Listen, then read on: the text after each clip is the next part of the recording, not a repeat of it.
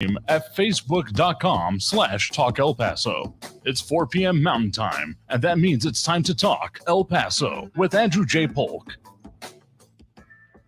Thank you all so very much for joining us here for Talk El Paso, airing live on News Radio 690 KTSM. I'm your host, Andrew J. Polk. Thanks for tuning in, however you may be doing so, be it on air, online, live streaming through the free and reliable iHeartRadio app, or joining us over on the various social media pages we're up on these days, facebook.com/Talk El Paso, the Talk El Paso channel over on YouTube, Twitter @Talk El Paso, or twitch.tv, Andrew J. Polk.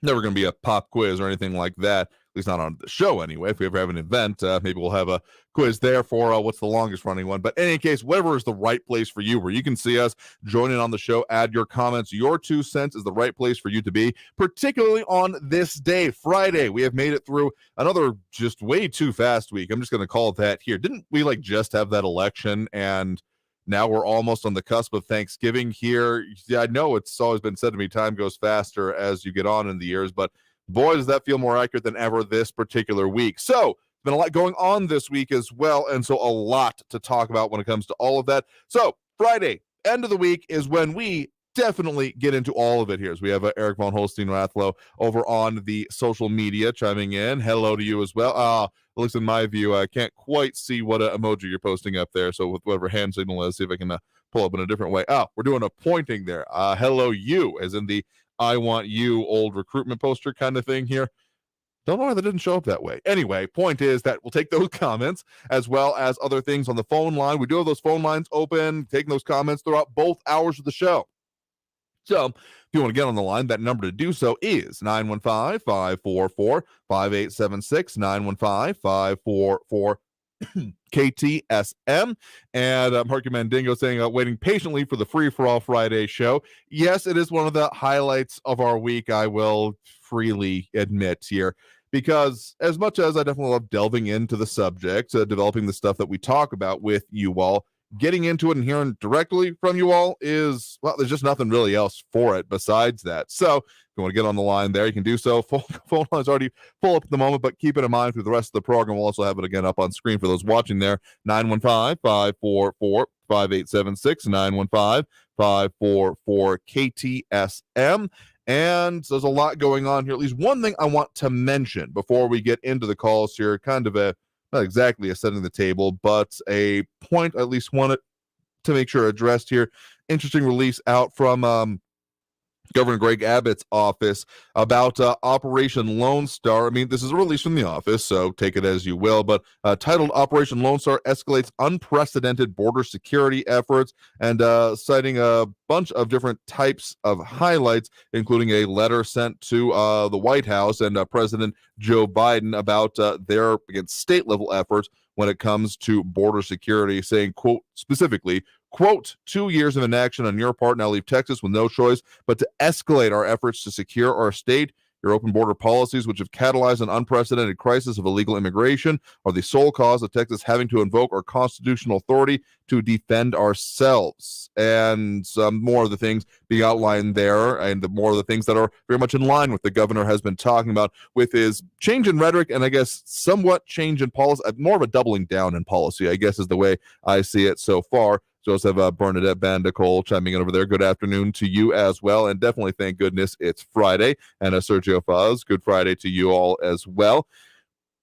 Guess what I'm getting at here is that points of that are being made in that letter being sent out is about aggressively prosecuting illegal entry and illegal re-entry, complying with all laws mandating that various categories of aliens shall, quote unquote, be detained, stopping parole for aliens en masse in violation of the Illegal Immigration Reform Act and Immigrant Responsibility Act of 1996, fully reinstating the migrant protection protocols such that aliens seeking admission remain in Mexico while proceeding unfold in the United States. And, these are not actually what the governor's putting in place. I was wondering a bit there, but actually what he is more or less demanding that the federal government consider there as well. So we'll see here. And finally saying immediately resuming construction of the border wall in Texas using the billions of dollars Congress has appropriated for that purpose. So again, I'm not going to say it's necessarily a change in the course coming from the governor's office, but definitely reamping, maybe up to the next level, kicking it up to 11, maybe, but we'll see there. With some other comments coming in, including from RJ over on the YouTube as well, saying,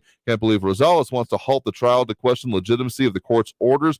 How about just showing up? I mean, there's been a lot of movement there, I think, referring to El Paso's district attorney, Yvonne Rosales. I mean, we'll see what happens essentially at the next status hearing. She has, of course, been ordered by the judge in this case, Sam Medrano of the 409th, if I'm not getting my numbers mixed up for courts here, to appear in that one, along with, well, definitely her, but I also do believe it includes that her, the chief deputy district attorneys whenever it comes to the ones actually being involved in that case and in that court. So, yeah, we'll see how that works out. But that's a lot of setting the table here. Let's get into those phone calls. Again, full up at the moment, but if you want to get on the line at any point during the show, both hours of it, 915-544-5876, 915-544-KTSM. We do have Ben on the east side here with us right now. Ben, thanks for joining us. Hello, Andrew. I'm going to just get right into it. Have you heard about the G20 meeting in Bali? Yes, one of the kind of ones that's been talked about a lot in the, what we were talking about previously, the COP27, as potentially similar-ish things going on, but what specific point did you want to make? Well, did you know that the G20 leaders agreed to a global vaccination passport system? I mean, I've been hearing some things along those lines here. And signed a declaration in which the 20 countries agreed to adopt vaccine passports with the purported goal to promote global travel and tourism. I guess I'm not surprised that that has come up here. It essentially is kind of what was kind of being done, not exactly in Texas, mind you, because, I mean, among other things, Governor Greg Abbott sending some letters out regarding school districts this week and effectively banning, at least by his order, vaccine mandates whenever it comes to individual schools. So definitely not a Texas thing, but otherwise around the world, I mean, I've been saying ever since, even before vaccines were possible, that might be a consideration, even if only on individual private companies, essentially wanting to shore up consumer confidence in their services, particularly airlines. So the idea of this being done more globally, I guess, isn't a surprise to me, even if we're definitely talking about a different level here. Okay, it's support continued international dialogue and collaboration on the establishment of trusted global digital health networks that should capitalize and build on the success of the existing standard and digital COVID-19 certificates. Mm-hmm. Under the proposal, only if a person has been vaccinated or tested according to those standards should they be able to travel internationally. With all the medical injuries that have occurred with the past vaccines, and there are substantial evidence with the VAERS reports and everything else, how many more are going to occur due to vaccine mandates that are going to occur not only to travel internationally, but our government, if they're signed on to this, are they going to make it to where you can't travel in the United States? And how many vaccines will you have to get in order to travel? And did you know that they are actually going to introduce a mRNA vaccine for fentanyl? Yeah, I don't know if it's an mRNA vaccine because I don't necessarily know if it works that way, but yes, there has been one that I think we've had some news reports on the potential for that would essentially prevent the low-level highs, though, to my understanding at the moment, it wouldn't actually prevent the overdose ability, so you could still, unfortunately, die from it. So I'm not sure if that's going to be a good solution at the moment, since it seems like one of the better solutions to dealing with it on the ground anyway will be to, like, in communities. I mean, national enforcement is certainly one thing, but when you're dealing with it within a community, besides, interdiction ahead of time, we'll still be requiring essentially first responders to have Narcan and similar devices on hand. Okay. Also, in a separate updated document, the G20 vows to endeavor to move towards interoperability of systems, including mechanisms that validate proof of vaccination, whilst respecting the sovereignty of national health policies and relevant national regulations, such as personal data protection and data sharing. Mm-hmm. How much do you think, if they are going to require you to be vaccinated and everything, how much longer will it be before they start sharing personal data and data sharing? This, if you ask me, this is one world government. This is what they're trying to do, and they're going to kill millions of people. They've already killed probably millions of people with the vaccines that they've given out so far. How many more? Is this their move for a genocidal movement for the world? In other words, to eliminate a great deal of the population in order to make it to where we can get down to a 0 degree or 1.5 degree climate goal. I mean, we're talking about this. This is real serious stuff. And if you guys want to, you can just look it up. It's on the internet right now. I doubt very seriously not too many people have heard of this, but this is serious. This is going to be, how much more intrusion is our government going to have on our ability to rule ourselves? I get what you're saying there, and I understand that you're talking about a few different theories that are out there, such as, depopulation agenda, what you're referring to there, almost in line with like the Georgia Guidestones kind of thing that notably got wrecked earlier. Was that this year or last year? Within the last year, I want to say that pretty confidently.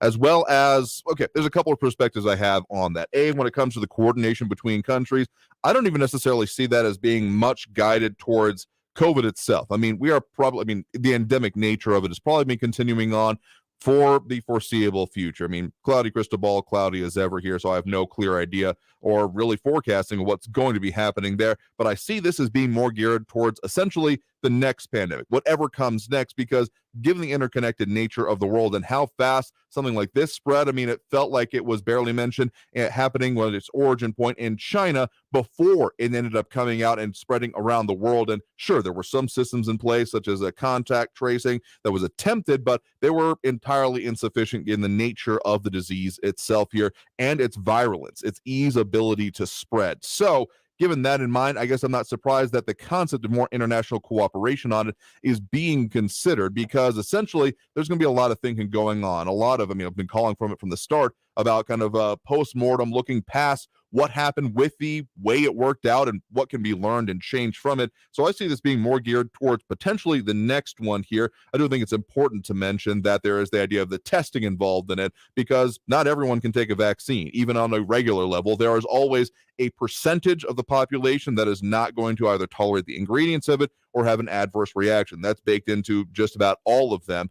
And what I will say when it comes then to your second point about the idea of a depopulation agenda, I know that's a theory out here, and I personally don't subscribe to it. Let me explain to you why specifically. Because as much as, yes, there's this idea of, get rid of everyone, and therefore climate change will work, and I understand that, but look at also the way that major economics, that major countries subscribe to and put forth there. It's the idea of there needs to be a population level, more specifically, that if things aren't growing the way modern economics works, therefore you are contracting, and that is seen as almost worse than almost any other outcome. So that's why it's being talked about in Western countries more or less overall, that if there isn't enough population level, we're already seeing that in some particularly European nations where the birth rate is not keeping up with the actual replacement rate required, just over 2 per couple, or essentially, between married couple or what have you, because there's going to be those that don't end up actually reproducing, that kind of a thing. And so immigration is seen as, from a strictly,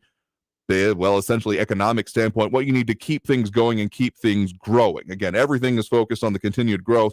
And there are some theories further out there about the potential of a population crisis coming up within a couple of generations. Honestly, I want to get a little bit more specific onto it and draw again a few other subjects here. The entire idea of what Russia is looking at right now and some of the actions being taken by Vladimir Putin and those kind of aggressive expansionist policies have been looking at might be more in line with actually a response to that, because there's there's some interesting demographers that I follow that talk about the idea that Russia is looking at, ever since it has had some, major upheavals within, the last couple of generations of its government, of its technology, of all of that, that if they don't do something drastic, they may be looking at a population collapse on the order of what could potentially be happening in Europe. And not even just to say it's a European problem, but developed nations in general, including Japan, where they are having serious issues with their birth rate. So that is so much to say that, sure, I understand the theories on this here and the way it's being put forth, but I don't find them realistic, because it's literally not even just from the statements being made by those that are currently in power and control and in charge of major, even unelected positions in their countries, but that the way that those countries are moving and measuring things, it does not line up in any way, shape, or form. Andrew, about a year and a half, 2 years ago, I brought up the World Economic Forum, and you denied the existence of that. No, I did not. The World Economic Forum is a thing. Yes. All you have to do is look at the part of your nose right in front of your face. This is going on. These people are evil. You listen to what's coming out of the World Economic Forum on a regular basis, and what came out in the G20 this last time, and what came out in the B20 of this their last meeting, and they are telling us exactly what's going on, especially with COP20. All you have to do is just look and listen. You cannot. This is not a conspiracy theory, and just like the WEF, everybody says it couldn't possibly happen. Not in no way, shape, or form. It's just not possible, because nobody's going to allow it. Let me just contrast what we've said there previously about the World Economic Forum. Obviously, it isn't an organization that exists. They've put out there, Build Back Better, those kind of things. But let me just say this, as Sean Gardner is also bringing up in the comments, the birth rate reduction by design, that yes, there is some things, including put out by the UN, about wanting to see tapering off rates, plateauing essentially, because, as the world now is approaching that 8 billion in population, there are, resource amounts that are to be considered. But let me just put it this way, that actually a depopulation agenda is, again, not one that I subscribe to, but let me separate that concern and that idea from control, because there are absolutely those that would love to see control. The whole idea of debt, and how much debt the United States or the world is in, who's that debt towards, not to some other planet or entity, it's to the world itself, just other parts of it. So there's definitely methods and control being sought. Just some of the more extreme ones that you're kind of referencing there, I don't see as being at all realistic. Like, I'm no doubt that there's going to be attempts to do so. People have tried throughout history in order to see their worldview and their control put into place as much as possible. And yet, the ones that most reject reality, I guess is the best way I can put it, end up failing some of the worst ways here. So, tell you what, we are well overdue for that first break right now. So, thank you for the point in the call. Do appreciate it. We're going to take that break right now. Coming out of this break, getting to more calls on the line. Sorry, when we get into subjects here, if you're having a good discussion, you might get me on another point here, but got to take that first break of this hour right now. Stay tuned, more Talk El Paso after this break. Again, if you want to get on the line, the number to call is 915-544-5876, 544-KTSM. Back after this break with more Talk El Paso here on News Radio 690 KTSM. Stay tuned.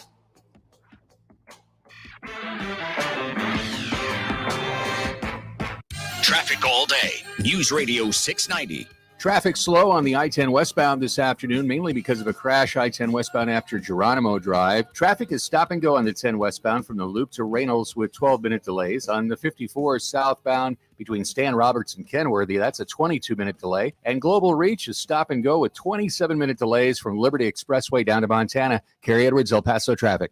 As you crunch the numbers trying to get the most out of your dollar, we'll throw in a $1,000 inflation bonus. Woo-hoo! Much better. Listen every hour from 9 a.m. through 5 p.m. weekdays for your chance to win $1,000. Listen to win $1,000 every hour, weekdays from 9 a.m. through 5 p.m. It's the 1,000 inflation bonus on News Talk 690 AM. This report is sponsored by the Red Pilled America podcast. Red Pilled America is a storytelling show for patriots. We're the antidote to the one-sided narrative infecting most other entertainment shows. Listen to Red Pilled America on the free iHeartRadio app. for great stories that'll entertain you without the wokeness. That's Red Pilled America. Hey, El Paso, Ivan Ochoa, General Manager from Sunland Park Chrysler Dodge Jeep Ram Fiat. The Black Friday sales event starts now, so do yourself a favor and don't wait. Beat the rush and get door-busting Black Friday deals on every single new and certified pre-owned vehicle all month long. Trade and upgrade for less with huge Black Friday savings all month long at Sunland Park Chrysler, Dodge, Jeep, Ram, Fiat. Upside down your current trade? We want it. Even if you owe thousands more than it's worth, regardless of make or model. Save thousands with 2.9% APR for 72 months, plus $3,000 off MSRP on the all-new 2022 Ram 1500 Lone Star with no payments till next year. Get $3,000 off MSRP on the all-new 2022 Dodge Charger GT, SXT, and on the all-new redesigned 2022 Jeep Compass with no payments till next year. All military personnel and first responders receive an additional discount. Thank you for your service. Sunland Park Chrysler, Dodge, Jeep, Ram, Fiat. Where buying a car is fun. At I-10 at Sunland Park Drive or online at sunlandparkdodge.com. Estamos en tu esquina El Paso Strong. Includes factory rebate and dealer discount plus TTNL. 2.9% APR is $15.15 per thousand finance on select vehicles with approved credit. Offers not combined. Get ready for the smartest bundle in streaming. 6 streaming services for the intellectually curious. Featuring Curiosity Stream with the best collection of documentary films and TV shows. Psalm TV and great stories from the world of wine. Taste Made for the fun side of food and travel. Topic with the best thrillers and crime stories. And so much more. From nature to history, technology to food, mystery to adventure. Get 6 streaming services for one low price at less than $6 a month. It's the best deal in streaming. Learn more and sign up now at smartbundle.com. Here's a message just for the attorneys out there. So you passed the bar, joined a firm, or even built your own.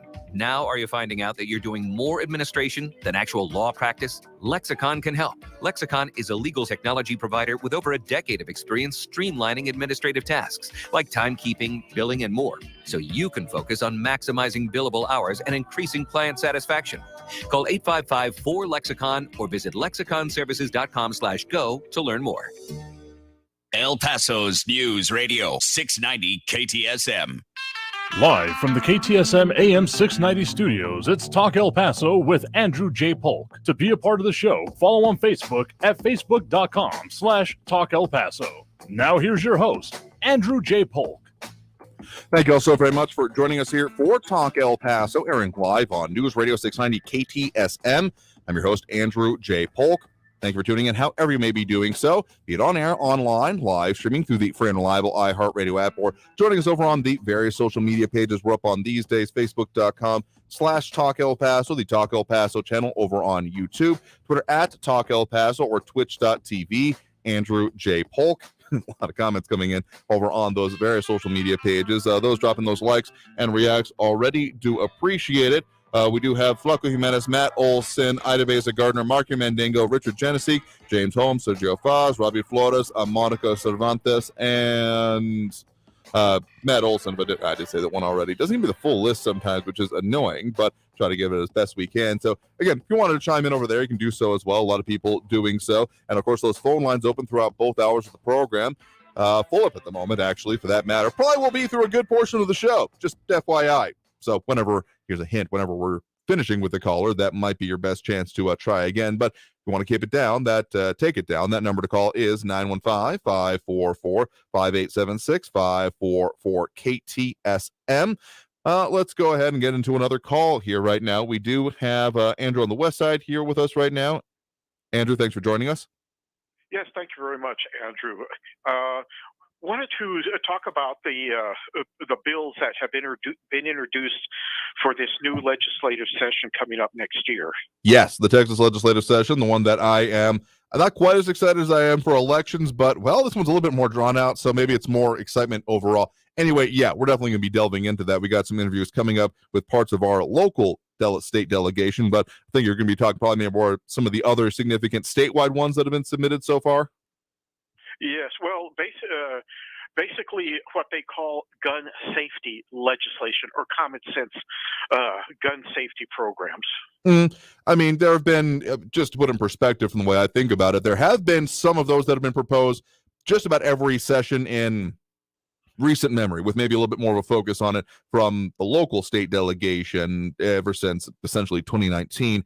But I gotta say, though, given the trends that have happened in Texas and the way the representation continues to be, well, I think it'll have to be a very specific proposal to hope to get any action on it, even in this upcoming session. Yes, well, Yeah, that's another possibility. But what is of concern to me in reading through these proposed bills is the language, the way that they're written, and I call into question. Okay, for instance, you have in one of the bills it says the provisions of this section are. It is a defense to the provisions of this section if an individual is a peace officer in the actual performance of his duty. Okay, well, number one, a peace officer is always on duty, whether you like it or not. Number two, okay, anywhere in Chapter 46 of the Penal Code, which is, unlawful possession statute, it says the provisions of this section or chapter are non-applicable, and then it lists the individuals or the groups that it is not applicable to. A defense, when they say it is a defense to prosecution that that the individual was a peace officer, that still means that you can still be prosecuted. Okay, I understand that. Yeah. Yeah, so that's one point there. It should be non-applicable. I don't know, either these people are not as astute or as they say they are, or it's maybe an oversight. Yeah. I'm going to try to give benefit of the doubt here until proven otherwise. It's, again, way easier and more accurate in the long run, in my mind, to assume incompetence rather than malfeasance. But let's also be honest that at a certain point, willful ignorance is not exactly, well, it starts straddling that line and leaning one way or the other before too long if it happens on too much. And given the history of legislation regarding firearms and specifically applicability towards specific platforms or individuals holding it, and the fact that technical aspects are often very much overlooked. I'm never going to forget the shoulder thing that goes up, part of the way things have been talked about previously, not strictly referring to Texas, but more nationwide. This is one of those reasons that I think, essentially, legislators should have to write an essay, or at the very least pass some kind of written exam whenever it comes to the technical aspects of what they are proposing to actually regulate, because boy, do these things just not end up making a whole lot of sense. That is correct. That was Carolyn McCormick who couldn't answer Tucker Carlson. But here's another thing on that, now that you bring it up, and that is one of the definitions that they have, one of the characteristics of an assault weapon, the barrel shroud. Okay, barrel shrouds are to keep the barrel cool and to keep you from burning your hands. Right. How does that make a weapon any more lethal? Yeah, once we start getting into the essentially cosmetic features that, sure, may have some minor activity on the general functioning or the kind of secondary characteristics, the way I think of it, of a firearm, like barrel shrouds, flash hiders, collapsible stocks, those kind of things. None of these end up having any core mechanism changes on it. They're largely cosmetic, minorly, essentially ergonomics, essentially, when it comes down to it at the end of it. I mean, flash hiders, there's an argument to be made about recoil and follow-up shots, but even then, and to start getting into things like suppressors, which, I mean, I have my own issues with it still being an NFA item, the general idea of these things being largely, again, cosmetic. What make things look more intimidating, scary, etc. I mean, these are pretty transparently what the ideas behind these kind of lists are. And even when they go into specific platforms, as have been suggested in previous times, I mean, a lot of legislators out of California have suggested those specifically, that end up being more or less shopping lists for me. It's just not the core purpose. If you're really wanting to reduce the actual harm and impact caused by these, that ain't it. That is correct. Also, as I said earlier this week, under their definition of a assault weapon, which means pretty much any semi-automatic firearm that you can buy at your local gun store. I'm not talking about full auto. That they want to impose a 1,000% tax on the sale of those, and you know what that'll do. Yeah, I mean, as much as, okay, the way I kind of think of that is that, okay, NFA items in general, just referring to there with suppressors, more commonly known as silencers, is that they are subject to a $200 tax stamp as by their regulation by, again, the 1934 Act, and then supplemented to an extent, but mostly on other platforms by the 80s update to that and the full auto registry that exists. I mean, the $200 tax stamp may seem like annoying in these days and probably putting it out of the reach of some, but more or less just I got to pay this to move on. Back when it was, I mean, that has been in place since the 30s, and that would have been almost insurmountable for a good chunk, if not a majority of the population back at that point in time. So honestly, I see this as getting in line with that. Inflation has done its work on the tax stamp and its burden, but I see this as essentially trying to reassert that initial purpose behind it. Not saying I'm in favor of it, but at least that's the way I'm starting to consider it. Right, that's correct. And one other thing, Mhm. I suppose everybody knows by now that Merrick Garland has assigned a special prosecutor to investigate Trump. Correct. Well, yeah, I already knew that this was going to come out, and Sure. we'll see what happens on that. But I'm sure comrades Raul, Frankie, and Eric will give their 2 cents on this matter in the following minutes of your program. But anyway, in finale, I say to you guys in Georgia, let's go Herschel Walker. Andrew, I turn the mic back over to you. Have a good weekend. You too as well. Thanks for the point in the call. You have a good one there as well. So we got to take that next break right now. Actually, before we get back to the call, I was going to try to keep the breaks more or less on track, but we know how that goes, particularly on a Friday. Free for all Friday is what we call it, and that means that we are taking all those comments, all those calls, everything we can cram into a couple hours of the program. Never quite enough, but we'll do our level best. So stay tuned. More Talk El Paso after this break. More here on News Radio 690 KTSM. Don't go anywhere.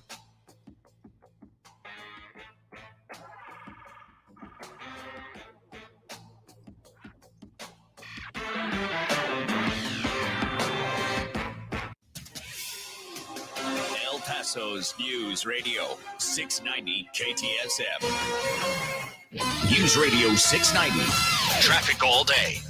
Lots of delays on the I-10 westbound from an earlier crash at Geronimo. I-10 westbound is slow from the Loop to Reynolds with 15-minute delays. 54 south between Stan Roberts and Kenworthy is a half-hour delay. I-10 eastbound at Thorne, a tanker trailer is blocking the right shoulder. An injury accident northbound Yarborough at Alameda has the right turn lane blocked. Carrie Edwards, El Paso traffic. From the KFOX 14 Severe Weather Center, this is Chief Meteorologist Sandra Diaz. The weekend is finally here, and it looks like it's definitely going to remain cold. In fact, even colder because we've got another front coming in, and that one combined with a little moisture is actually going to give us a shot at some isolated light rain or light snow showers late on Saturday into your early Sunday. Log on to kfoxtv.com for your latest forecast. This report is sponsored by Pearl Specialties Olives in the sunny yellow jar. It's pro time because at Lowe's it's Provember. Over 30 days to save big, full of more inventory, more Lowe's MVP's bonus points, and more of the deals you deserve. Because it always pays to be a pro at Lowe's. Save all Provember long.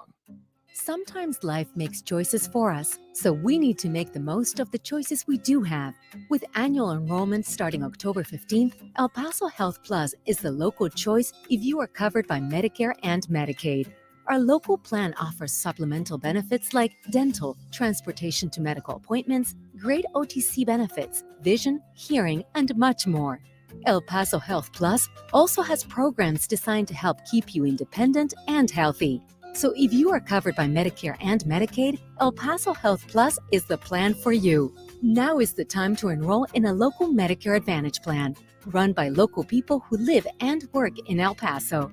Enroll now with El Paso Health Plus if you are covered by Medicare and Medicaid. Call us at 833-742-3125 or visit us at ephmedicare.com. El Paso Health Plus, your local choice for Medicare and Medicaid.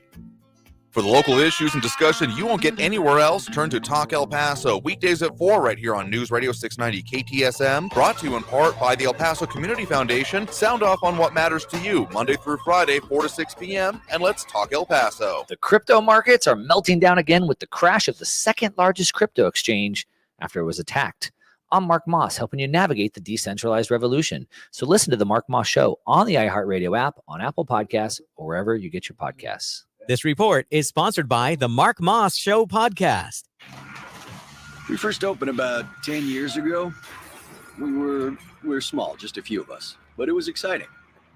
I always dreamt of having my own business. It was kind of slow at first, but things started picking up. We had big plans. But in our wildest dreams, we never thought we'd have this much work. Yeah, with so many businesses caught off guard by the storm, Reed Waste Management has never been busier. What will become of your business after a disaster? Nearly 2/3 of businesses aren't prepared for an emergency, and 40% of businesses that experience a disaster never recover. Make an emergency plan now before it's too late. For a free online tool that helps you develop an emergency plan to keep your business up and running should disaster strike, visit ready.gov/business. Brought to you by the Federal Emergency Management Agency, the American Red Cross, and the Ad Council. Traffic's bad enough without Mother Nature adding to your headache. Traffic and weather all day. Stay informed with El Paso's News Radio, 690 KTSM. Hello, I'm Erica Castillo with this KFOX 14 News Update. A Guatemalan man died after being hit by a vehicle in a hit and run on Loop 375 at Fonseca last night. The driver turned himself in hours later. Officials say the man who died was a 52-year-old from Guatemala. The Guatemalan man was among a group of about 6 men running across Loop 375 when he was struck by a vehicle that fled the scene. The victim was taken to a hospital where he died. Then several hours later, a man identified himself as the driver involved in the hit and run to officers at Central Command. And this year's rink made of ice is in the center of the plaza outside the El Paso Convention Center. Spectators can take photos in front of a decorated Christmas tree nearby, and you can also pick up food and drinks from vendors set up in gingerbread houses at the plaza. Winterfest extends to San Jacinto Plaza, where the park is decorated in holiday lights and displays, including a nativity scene. I'm Erica Castillo with this KFOX 14 News Update. News Radio 690 KTSM. Live from the KTSM AM 690 studios, it's Talk El Paso with Andrew J. Polk. To be a part of the show, call 915-544-KTSM or follow on Facebook at facebook.com/Talk El Paso. Now here's your host, Andrew J. Polk. Thank you all so very much for joining us here for Talk El Paso, airing live on News Radio 690 KTSM. I'm your host, Andrew J. Polk. Thank you for tuning in, however you may be doing so, be it on air, online, live streaming through the free and reliable iHeartRadio app, or joining us over on the various social media pages we're up on these days, facebook.com/Talk El Paso, the Talk El Paso channel over on YouTube, Twitter at Talk El Paso, or twitch.tv, Andrew J. Polk. In a lot of ways to interact with the show, particularly if you want to get on the phone line. Again, full up at the moment, but if you want to squeeze in at any point later on, the number to call is 915-544-5876, 915-544-KTSM. A lot of comments going in over on the social media as well. We'll dip on more of those here. Let's get at least to a couple more calls here before we get closer to the end of the first hour here. Don't worry, another hour coming up, but, well... A lot of comments coming in there. Anyway, we do have Raul in the Northeast on the line with us here right now. Raul, thanks for joining us. Hey, Andrew. So the Republicans, or the Trumpulicans, are taking over control of the House of Representatives with the thinnest of margins from the red trickle that left the Democrats in control of the Senate. So most likely they're not going to get any legislation passed, and they'll just waste a bunch of time on revenge investigations. So I won't be holding my breath looking forward to their bills for bringing down inflation, crime, and making America great for the first time for all Americans by eradicating poverty, homelessness, growth, wealth, and income inequality, and replacing Obamacare with Trump care by writing legislation that can pass the Senate and get the president's signature. But instead, we're hearing about them investigating Hunter Biden and Dr. Fauci and impeaching President Biden. You know, how about Ivanka's laptop? They grifted millions while working in Daddy's White House. Ivanka got a bunch of Chinese patents worth multi-millions, and Jared got $2 billion to manage for the Saudis. You know, the royal Saudi family that funded the terrorists that caused 9/11. The benefits of nepotism and grift. You know, it's so great. And in any case, the Republicans' policy playbook is really thin.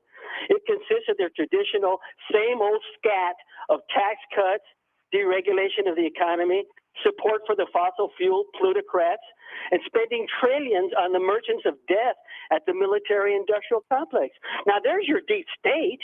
That includes the top or the biggest owners of the S&P 500, the 10% of Americans who own about 90% of all U.S. stocks.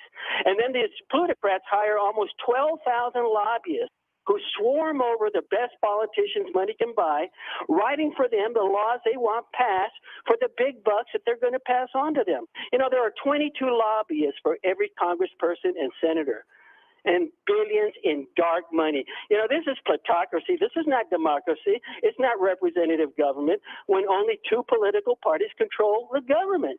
And in economics, one hears of the evils of monopolies, high prices, low service, lack of innovation. In politics and government, what we have is a duopoly, all the evils of monopoly. The government, to a large degree, is a capitalist tool. And yeah, Andrew, you're right. Red Bader Andrew, that's so moronic. You know, that's to go on with that. Comrade Raoul, that is so BS. You know, it's small-minded. So the big news today is the historically unprecedented news that the Attorney General and the Department of Justice of the United States of America has appointed a special counsel to look into Trump's possible involvement in the attack on the Capitol and is taking a government document to Maggot Loco. You know, I knew Trump was a bad man, a con man, a liar, a demagogue as soon as he started running for the presidency, as soon as he started with his Obama birther lies.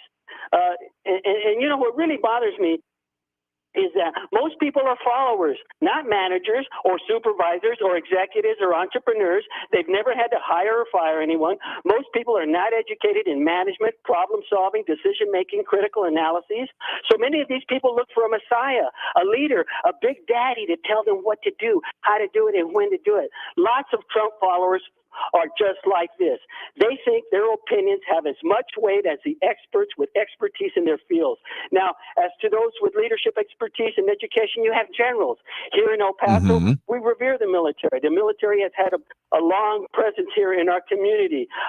Former White House Chief of Staff, retired Marine General John Kelly, reportedly told friends that President Trump is the most flawed person he has ever known. That the depths of his dishonesty is just astounding to me. The dishonesty, the transactional nature of every relationship, though it's more pathetic than anything else. There's an opinion of an expert that I would respect. I mean, of course, you're entitled to your opinion on this here. And frankly, I agree with you on one point of what we talked about there, when it comes to the way that the federal government is structured, at the very least influence in the federal government. And of course, it does end up trickling down or being in its presence in its own way when you get down to the state and even the local, though the stakes kind of are about commiserate, and the orders of magnitude changes between them here. That, yeah, the influence that can be peddled and the way that there is always someone willing to fund your campaign if you're willing to give them the policy that they want. Yeah, that's an issue here. But to your actual main point there, when it comes to this investigation, I guess this is getting closer to there being potentially what I was kind of calling for, though, to my understanding, what has actually been assigned for when it comes to that special prosecutor you're referring to from the, Attorney General Merrick Garland and things like that, is to look at potential crimes. So I'm sure that January 6th will be definitely a factor of it here, though it sounds like it may be even a little bit more wide-ranging in that.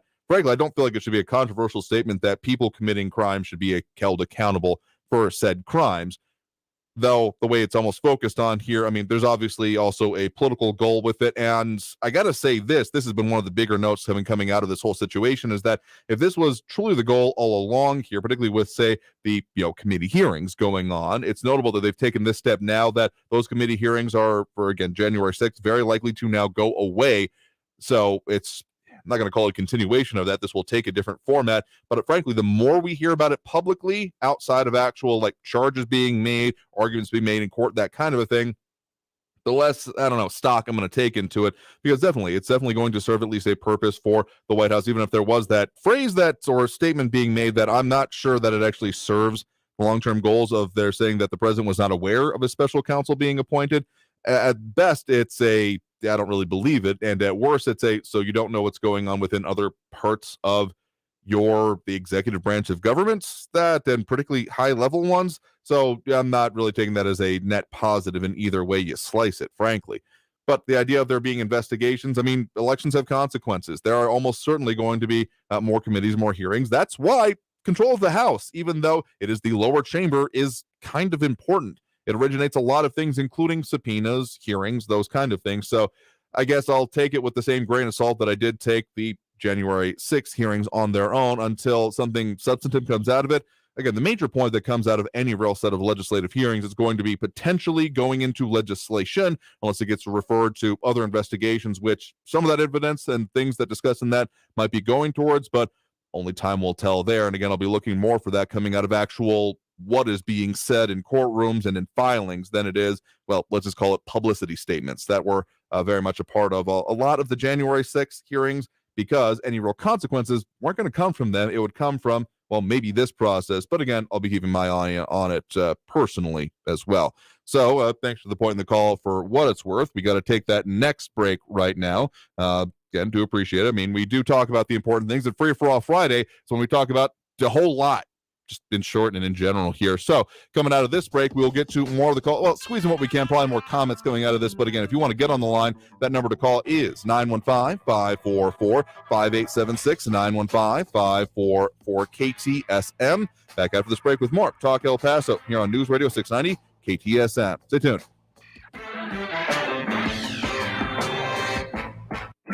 Traffic all day. News Radio 690. An earlier crash, I-10 westbound at Geronimo, is cleared. All lanes are open, but there's still backup from the Loop to Reynolds with 9-minute delays. Global Reach, 29-minute delays from the Spur down to Montana Avenue. A crash on Pebble Hills eastbound at John Hayes. Take Rich Beam as your alternate. An injury accident blocking the right turn only lane on Yarborough northbound at Alameda Avenue. Kerry Edwards, El Paso traffic. This report is sponsored by Lowe's. It's pro time because at Lowe's, it's Provember. Over 30 days to save big, full of more inventory, more Lowe's MVP's bonus points, and more of the deals you deserve. Because it always pays to be a pro at Lowe's. Save all Provember long.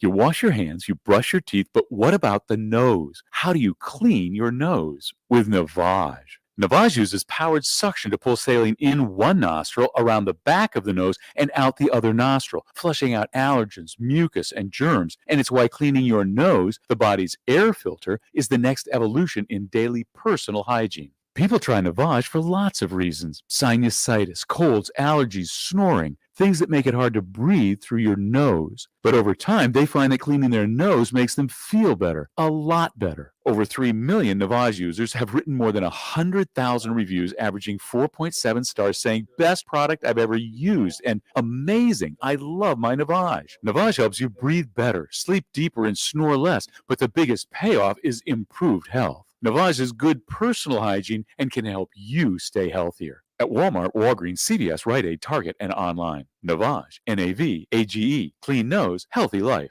Yellowstone, television's #1 show, is back on Paramount Network. I, John Dutton, do solemnly swear to uphold the Constitution of the state of Montana against all enemies, foreign and domestic. Featuring an all-star cast led by Academy Award winner Kevin Costner. The invasion is over. They will fight you dirty. Is there any other way? As the Dutton family fights to protect their legacy, they'll learn power has a price. Signing this is a declaration of war. We're already at war. Yellowstone. New episodes Sundays at 8 p.m. Eastern, exclusively on Paramount Network.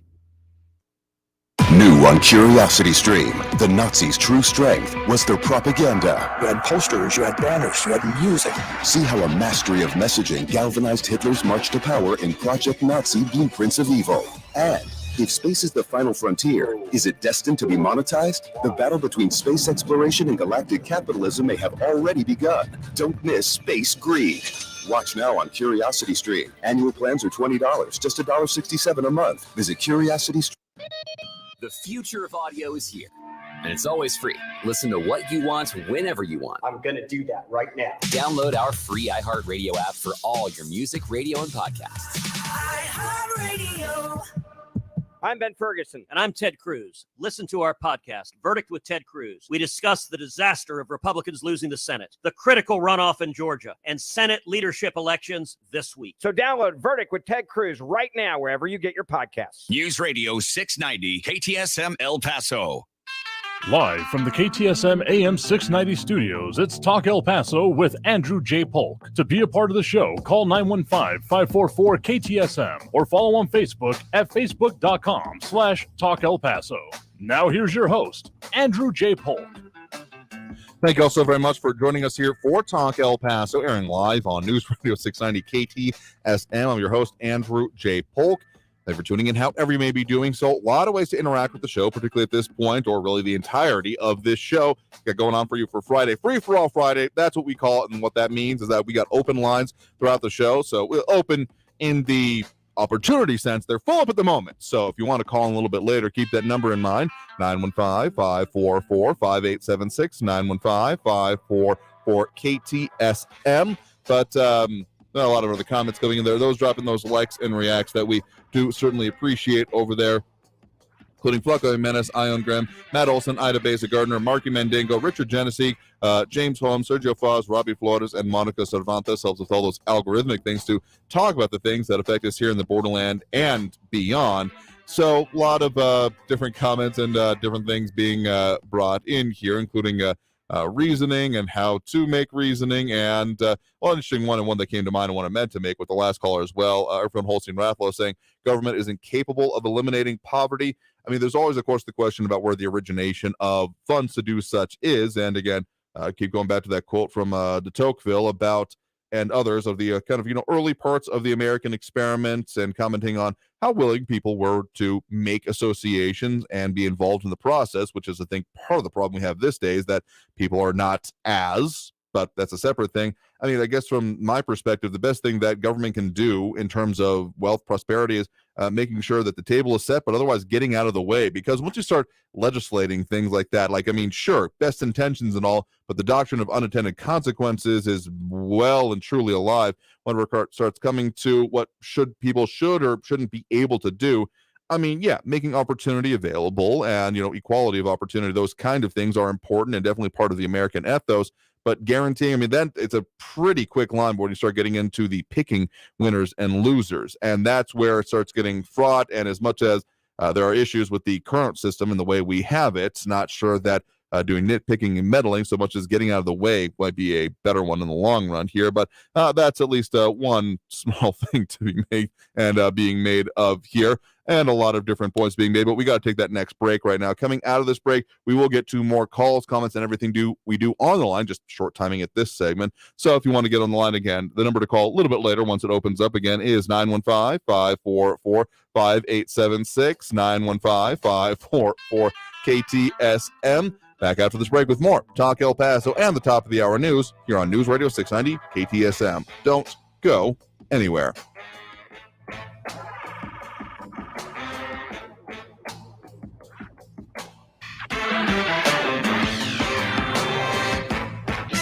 Traffic all day. News Radio 690. An earlier accident on the I-10 westbound at Geronimo Drive is cleared, but you wouldn't know it. The delay time has doubled just the last few minutes on the I-10 westbound from the Loop to Reynolds. It's a 20-minute delay. Gateway West at North Yarborough Drive, an accident there with police on the scene. There's a crash with police responding Donovan Drive, south of Country Club at Crossroads Drive. Kerry Edwards, El Paso traffic. Want to get a $300 Visa card from your Medicare plan? At WellCare, our Medicare Advantage plans are simplified so you can enjoy all the great benefits you care about most, like our WellCare Flex card, a preloaded debit card that gives you up to $300 to pay for extra dental, vision, or hearing expenses not covered by your plan, like hearing aids, dentures, prescription glasses, copays, and more. It's just one more way WellCare is improving every aspect of Medicare to give you access to the top-tier benefits you want most, plus a little extra. To learn more about WellCare, visit wellcarefornm.com today. That's wellcarefornm.com to enroll today. WellCare, it's Medicare done well. Benefits vary by plan. WellCare is the Medicare brand for Centene Corporation, an HMO, PPO, PFFS, PDP plan with a Medicare contract, and is an approved Part D sponsor. Our DSNP plans have a contract with the state Medicaid program. Enrollment in our plans depends on contract renewal. News on the hour and a half. Traffic and weather all day. News Radio 690 is KTSM AM El Paso, an iHeart radio station. NBC News Radio, I'm Brian Shook. The founder of failed blood testing startup Theranos is being sentenced to just over 11 years in prison. In a San Jose, California court on Friday, Elizabeth Holmes said she was full of regret just before learning her fate. Holmes was found guilty of 4 counts of fraud late last year. There's a wide range of snowfall totals across the Buffalo area as a snowstorm moves through. In Orchard Park, south of the city, the National Weather Service says 42.5 inches of snow has fallen. That's where the Buffalo Bills Stadium is located. To the north, the Buffalo Airport has only received about 13 inches of snow. However, Mayor Byron Brown warned people to stay off the roads. If you do not have to go out, please stay at home. The White House says President Biden wasn't told in advance the Department of Justice would appoint a special counsel targeting former President Trump. The press secretary emphasized the DOJ makes decisions about criminal investigations independently. A special counsel will look into whether Trump broke the law by storing White House documents at his Mar-a-Lago resort in Florida and Trump's role in last year's Capitol riot. The man who drove into a crowd of Los Angeles County Sheriff's recruits allegedly did so on purpose. LA County Sheriff Alex Villanueva claims the Wednesday crash was a deliberate act. Wall Street is closing higher to cap a volatile week. Liz Warner reports. Stocks rallied, then fell back in late trading as investors eyed the latest earnings reports. Concerns about tough language from the Federal Reserve weighed on markets. At the closing bell today, the Dow gained 199 points, the S&P 500 rose 18 points, and the Nasdaq added 1 point. I'm Liz Warner. Elon Musk says a decision hasn't been made on whether to reinstate former President Trump's Twitter account. You're listening to the latest from NBC News Radio. The Justice Department is opening an investigation into the botched presale of Taylor Swift tickets. The New York Times reports the DOJ is opening an antitrust investigation into whether Live Nation Entertainment abused its power over the live music industry. This comes after Ticketmaster's systems crashed while Swift fans were trying to purchase tickets. An Oregon woman has been indicted on federal charges for involvement in a multi-state fraud ring. Michael Kastner has more. Federal prosecutors say 40-year-old Mary Nguyen was working with people in Texas, Florida, and other states to steal identities, access bank accounts, and apply for loans. They rented at least 6 apartments in the Portland area. The fraud cost victims over $120,000, and they used the identities to buy vehicles worth more than $150,000. Some new businesses are born of opportunity. Some are born of desperation. As Aaron Real reports, October saw plenty of new businesses being formed in the U.S. Despite the slowing economy, applications to form new businesses in the U.S. grew by 1.2% in October compared to the previous month. During the pandemic, business applications surged, with a September 2021 study finding that most were concentrated in the e-commerce sector, as well as gig workers setting up LLCs in order to protect themselves from personal liability. Experts believe that people may have moved up their applications because they want to get their business loans in now before interest rates go even higher. Snoop Dogg has something stylish for all his animal-loving fans. The rapper has launched a pet line called Snoop Doggy Dogs. While the name mentions canines, he also has items designed to fit cats. The line is available on Amazon, where pet owners can find apparel, toys, accessories, and bowls for their furry friends, all designed by Snoop himself. Brian Shook, NBC News Radio. Now your chance to win $1,000. Just enter this nationwide keyword on our website. Credit. That's credit. Enter it now. This report is sponsored by the Our American Stories podcast. Do you know who Eli Whitney is? Well, he's sort of Steve Jobs before Steve Jobs. Be sure to catch this week's edition of Our American Stories on the iHeartRadio app, on Apple Podcasts, or wherever you get your podcasts. The El Paso Community Foundation supports the causes you feel passionate about here in the borderland, whether it's education, social services, arts and culture, the environment, health, or economic development. The El Paso Community Foundation has been promoting philanthropy and progress in our hometown region for more than 45 years. Make your mark with us. Start a fund today for good, for El Paso, forever. Learn more at epcf.org. That's epcf.org. The podcast, The Bible in a Year with Jack Graham, is a moving and inspiring biblical audio experience that will help you master wisdom from the world's greatest book. In each episode, you'll learn to apply biblical principles to everyday life. Each cinematic episode is a journey through the Bible's most profound stories that will strengthen your appreciation of the Word and inspire you to keep learning.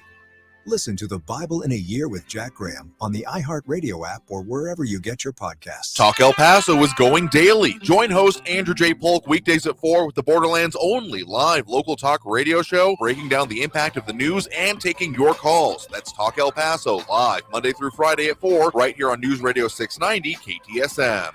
Sponsorship and advertising opportunities are also available. To find out on how you can affordably reach an affluent and highly educated demographic, please call iHeartMedia at 915-351-5473. That's 915-351-5473. El Paso's News Radio 690 KTSM. Live from the KTSM AM 690 studios, it's Talk El Paso with Andrew J. Polk. To be a part of the show, call 915-544-KTSM or follow on Facebook at facebook.com/Talk El Paso. Now here's your host, Andrew J. Polk. Thank you all so very much for joining us here for Talk El, airing live on News Radio 690 KTSM. I'm your host, Andrew J. Polk. Thank you for tuning in, however you may be doing so, be it on air, online, live streaming through the free and reliable iHeartRadio app, or joining us over on the various social media pages we're up on these days, facebook.com/Talk El Paso, the Talk El Paso channel over on YouTube, Twitter at Talk El Paso, or twitch.tv, Andrew J. Polk. However you're tuning in, whatever you're wanting to talk about, that is, well, what we do at this point during the show, and particularly today, we have made it through to Friday. Free for all Friday is what we call it, and that means we are getting into, well, as much as we can in a couple hours of the program here. Never quite enough, but we're taking on all subjects, cramming in all the callers and things we can. Just want to give you a brief note.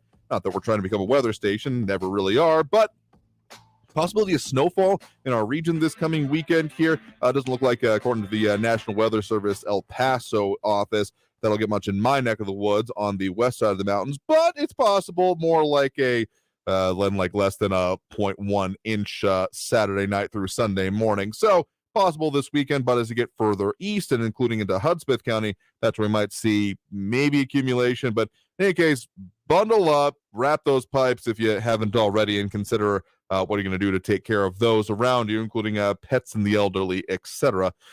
Forewarned, best as we can here. So let's get back to those phone lines now. Number to call is 915-544-5876, 544-KTSM. We do have Frankie and Messia on the line with us here right now. Frankie, thanks for joining us. All right, right out of the box. Just so you know, at exactly 5:05 p.m., the signal degraded, and there's nothing but static on the radio. So the way I see it, I gotta be talking to you or calling into this program at around 4 o'clock till around 5, so I can hear what you and everybody else is saying. That's number one. Number two, I want to say, Nancy Pelosi, what a beautiful speech she made as like sort of a farewell going away thing. And all she said, her and Steny Doyle and Jim Clyburn, the Democratic leaders of the House on the Democratic side, have decided to say, hey, listen, we're giving it up. We're turning it over to the younger people. That is absolutely brilliant. That's number two. Number three, I heard this befuddled Ben getting on the radio earlier, like around 4:10, 4:05, and going on, hey, you can't, I want privacy. You can't tell me that I am denied privacy, blah, blah, blah. Well, let me tell you something. I went and I saw my physician for my yearly physical. He told me I needed a flu shot, I needed a tetanus shot, a pneumonia shot, a shingle shot, and a, what do you call that thing, a COVID for Omicron shot, and something like that. And guess what? He said the New Mexico State Department of Health has got my record of what I've got. You know what? I'm going to tell you something. I don't care. I want people to know who I am. And if you know who I am, thank you very much. That means some people out there in the world recognize who I am. So I don't give a crud about this privacy stuff. If you want to be so protective in your relative thought process that you don't want anybody to know who you are, then just forget about it and go out and die. That's what I want to say. I think you might be getting a little bit extreme at the back end there. When it comes to vaccinations and particularly really any medical treatment, which is why, I mean, at the whole start of the process, when vaccines first started becoming available for the COVID-19 coronavirus, that there were some like public demonstrations of it, of showing people getting the vaccine. And like, I get the idea behind that, but there was almost no other circumstance except for like a basic educational one of those like residents in a hospital and, new interns, that kind of a thing, that you'd be necessarily demonstrating something. And that's why I think there were more than a little bit of foul ups in some of the execution when it came to that here. But really, when it comes down to it, the ability to make your medical choices is a very foundational bodily autonomy. And the concepts that go along with it are very foundational, not just of any political view of thinking, well, I don't want anyone to know my business, but of modern both medical practice and also what it means to be a citizen of this country and of many other places around the world. It's the places that don't have that I find myself most disagreeing with when it comes down to the very basic concepts of how do they work and how do they regard the individuals within them. I mean, the phrase comes to mind, how you treat those that can do nothing for you says the most about your character. And so if we're talking about it having to be regimented of, well, if you don't get it, you are therefore of some lesser status or even on the outs here, yeah, you're going to start getting issues with me. There are some states that, of course, could like aggregate data about, okay, who is and how much of a population is receiving such treatment, such vaccinations, such, whatever have you, whenever it comes to medical. And I mean, there's a certain amount of demographics and that kind of just aggregate data that needs to be collected in order to make sure that mental and, well, physical, but also mental health, really, responses are being mounted effectively. But if you want to be more specific with it, the choice that you made to get those vaccines is a very important one for you, and important for you to have the ability to do so, which is why, as much as, made that choice I don't think I've taken all the ones, or at least not recently, that you have, but the ability to consider that and make that choice for yourself is incredibly important. So again, the information sharing, the part you were talking about here, I guess the international nature of it is more than a little bit concerning, particularly when it comes to other nations and knowing just by rote as opposed to choice that you are making. Sure, there are voluntary situations you can find yourself getting into where you have to disclose certain status, but HIPAA is a U.S. thing and not necessarily shared totally around the world. So I guess that's where I could get the compunction that it comes against automatic sharing of your very personal medical data. Well, you know what, Andrew? This is the way I see it. You cannot exist in a society where all of a sudden nobody knows anything about anything else. All right? Look, I'm retired military. The Department of Defense knows who I am, and they keep sending me a check every month. The IRS contacts me all the time and says, hey, you owe me money. My lovely little town of Mesilla here in New Mexico tells me, hey, you got to pay your garbage bill. So what is this nonsense? You want to be so far off the deep end to say nobody could know anything about me? It's absolutely insane. That's all I want to say about it. Well, fair enough. Well, again, you're entitled to your opinion on that, but let me just say, particularly in the example you give about the pension check being received from your time spent in the, again, Department of Defense and those agencies, that is something that I say, outside of extraordinary circumstances that hasn't really existed a couple of generations now of, say, essentially the draft, what we call the conscription in this country, that is a choice that you ended up making and therefore have accepted a lot of stuff that comes along with it. So again, it's not to say that no one should ever know anything about anyone else, but that there needs to be a voluntary aspect at the very least for most of the considerations. Otherwise, things start getting weird is the best way I can describe it. Well, Andrew, I hear what you're saying, but I mean, this is ridiculous. I mean, you just cannot, well, in my particular point, you just cannot go on with this kind of thing. And everybody says, my privacy is the most important thing ever in a civilized society. You cannot go through this way and expect that nobody else knows what you're doing. You can't do that. Well, again, you're entitled to your opinion on it, but I don't think we're going to find agreement on this point here. But again, guess what? It boils down to me that being able to make these choices for yourself is, again, a very core concept of what it means to exist as a full participant and adult in this country today. Well, okay. You know what, Andrew? I just love your input. You are just so erudite on your particular point. So many things I disagree with, but so many things I agree with. But I want to tell you something. You're the greatest. You are the greatest radio host ever. That's all I want to say. Well, I appreciate the point in the call. You have a good one there. All right. All right, I think we can squeeze in another one here before we hit that first break of this hour. We do have Barbara on the west side here with us right now. Barbara, thanks for joining us.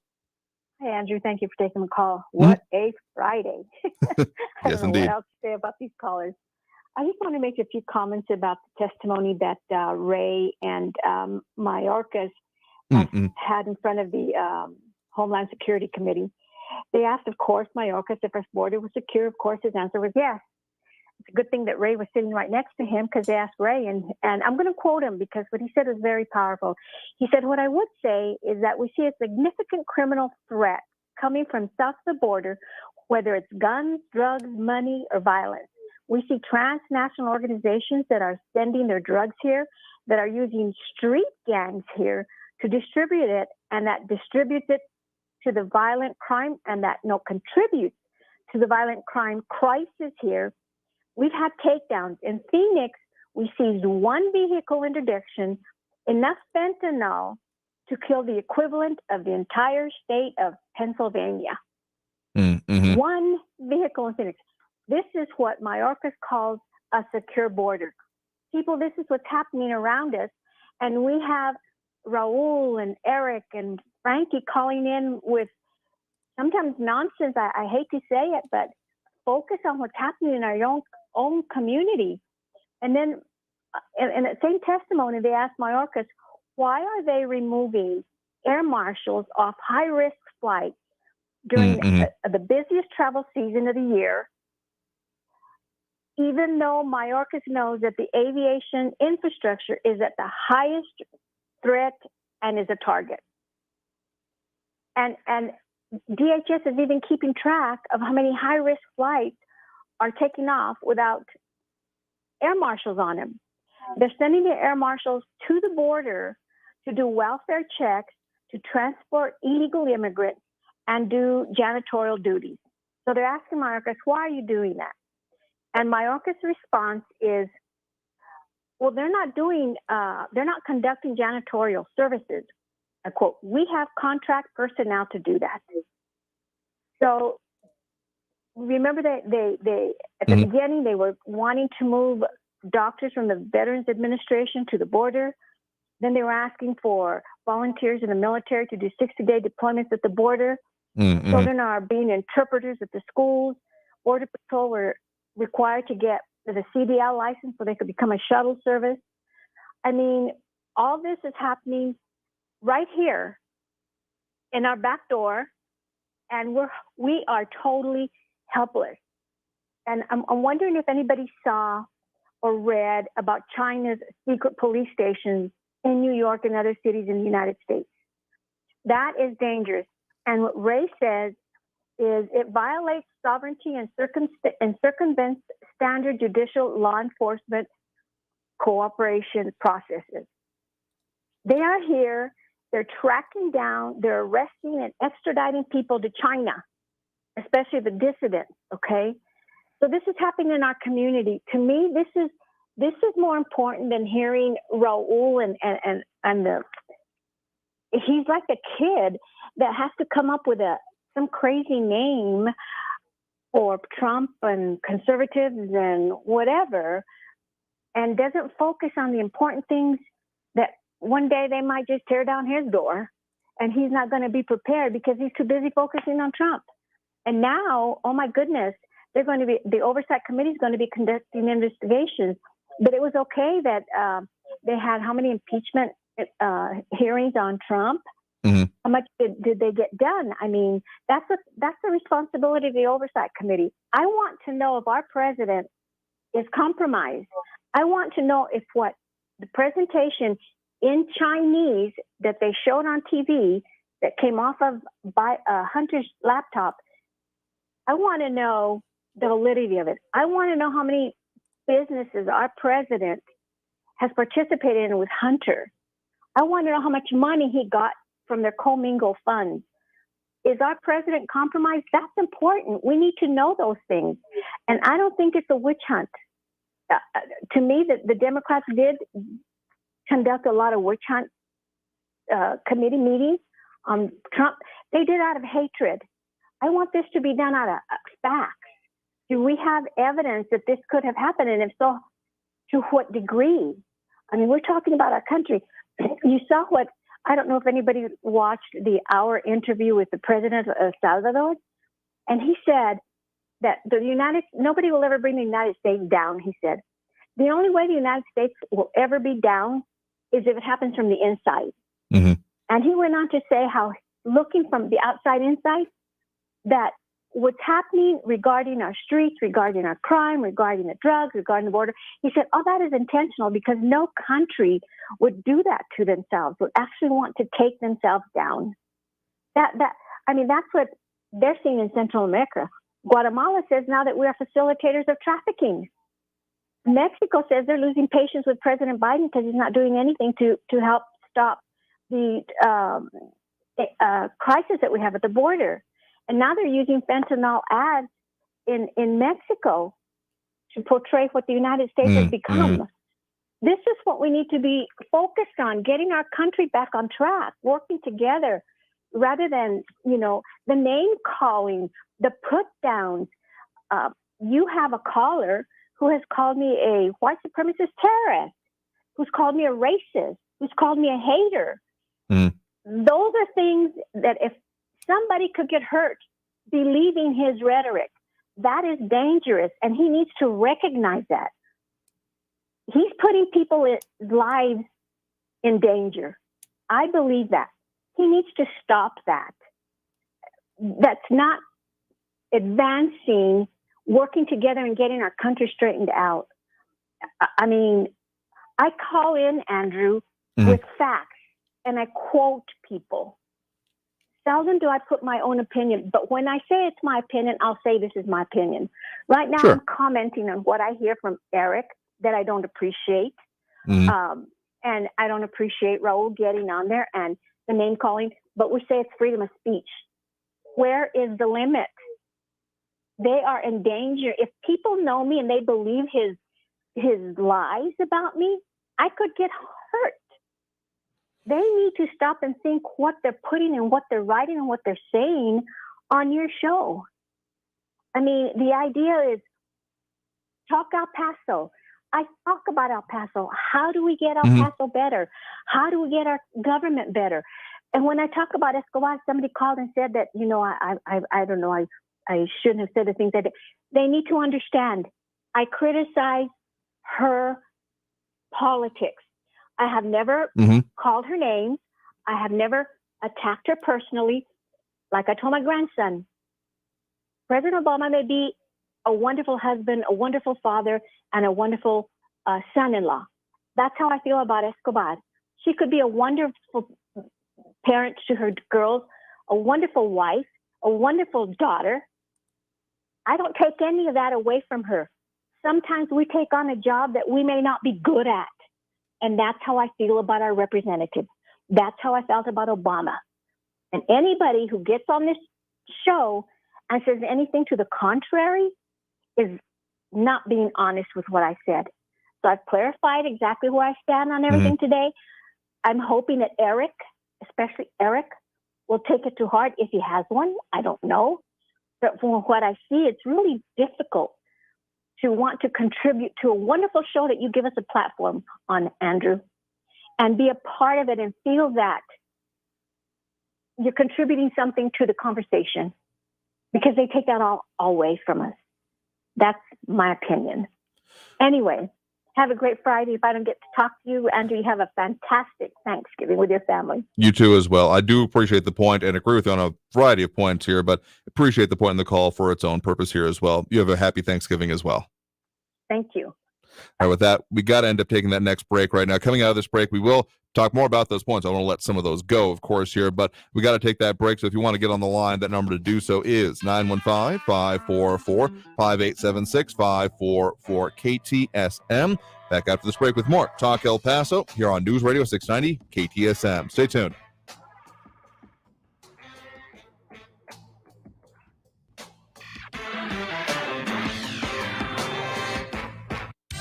traffic all day. News Radio 690. A multi-car crash on I-10 westbound at Reynolds Street exit is blocking the right lane and the right shoulder. I-10 westbound is slow with 15-minute delays from the Loop to the Patriot. On the I-10 eastbound from Trans Mountain to the Patriot, it's a 9-minute delay. Stop-and-go traffic on Global Reach with 15-minute delays starting at Liberty Expressway. And an injury accident, Campbell at Montana. Carrie Edwards, El Paso traffic. This report is sponsored by The Verdict with Ted Cruz podcast. I'm Ben Ferguson. And I'm Ted Cruz. Listen to our podcast, Verdict with Ted Cruz. We discuss the disaster of Republicans losing the Senate, the critical runoff in Georgia, and Senate leadership elections this week. So download Verdict with Ted Cruz right now, wherever you get your podcasts. Hi, I'm Dana Schwartz, host of the hit podcast Noble Blood. Join me on my new podcast, Stealing Superman, for a deep dive into the shocking true crime saga of the theft of a priceless comic book from the home of Nicolas Cage. Someone targeted this very specific, very talented actor and stole something that is very specific to his interests. Listen to Stealing Superman on the iHeartRadio app or wherever you get your podcasts. Get ready for the smartest bundle in streaming. 6 streaming services for the intellectually curious, featuring Curiosity Stream with the best collection of documentary films and TV shows, Psalm TV, and great stories from the world of wine, Tastemade for the fun side of food and travel, Topic with the best thrillers and crime stories, and so much more. From nature to history, technology to food, mystery to adventure. Get 6 streaming services for one low price at less than $6 a month. It's the best deal in streaming. Learn more and sign up now at smartbundle.com. This is a special alert to all Americans who own a vehicle with less than 200,000 miles with an auto warranty about to expire or with no warranty coverage at all. Due to a decline in the economy, CarShield is announcing a low-cost month-to-month vehicle protection plan that is now available to the public to save any driver out-of-pocket expenses on future auto repairs. Call now to find out how you can pay almost nothing for covered auto repairs. Yes, you heard that correctly. Pay almost nothing for covered auto repairs. An open phone line has been established for all drivers to call for a free quick quote. Call 800-989-8906 now. Drivers who are covered will not have to pay for covered repairs again. This protection plan is at an all-time low. Additionally, drivers who activate this vehicle protection today will also receive free roadside assistance, free towing, and car rental options at no additional cost. Call us for your free quick quote today. 800-989-8906. That's 800-989-8906. What do you have to lose? Call 800-989-8906. Again, 800-989-8906. 180 over 111, and I had a stroke. I couldn't speak or walk.